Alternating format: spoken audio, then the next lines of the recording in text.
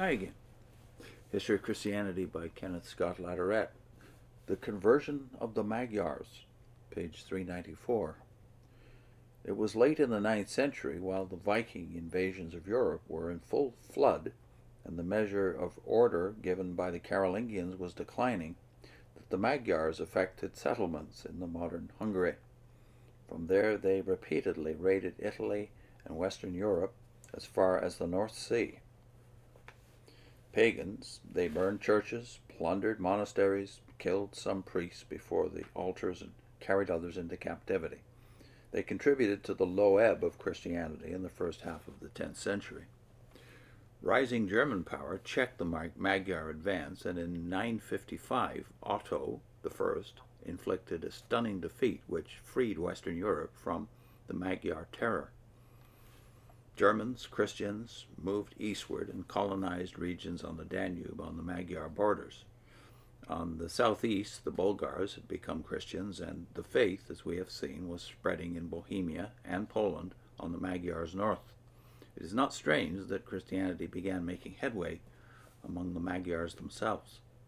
The mass conversion of Magyars came late in the 10th and early in the 11th century. It was chiefly accomplished through the royal family, and especially by Vajk, better known as Stephen, who made of Hungary a monarchy of the type that was emerging in Western Europe. It is said that 2 Magyar princes were baptized in Constantinople while on a political errand, and that they brought back a bishop with them. However, it was to the west rather than to Constantinople that the leaders turned for their culture and their religion. In 973, Magyar envoys appeared at the court of Otto I, and not far from that time, German missionaries began to penetrate into Magyar lands. A Magyar prince, Geisa, was making himself master of the country and compelled many of his subjects to accept baptism.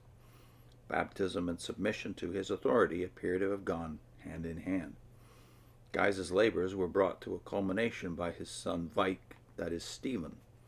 Stephen succeeded his father in 997 and continued the latter's measures for the unification of the realm and the adoption of Christianity.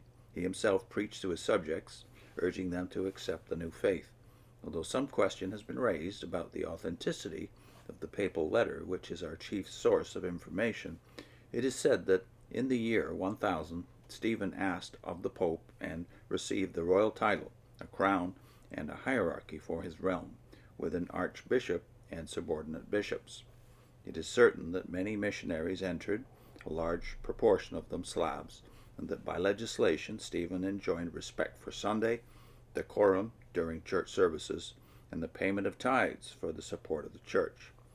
He also gave bishops judicial powers in matrimonial and in ecclesiastical questions, much as was customary in the West.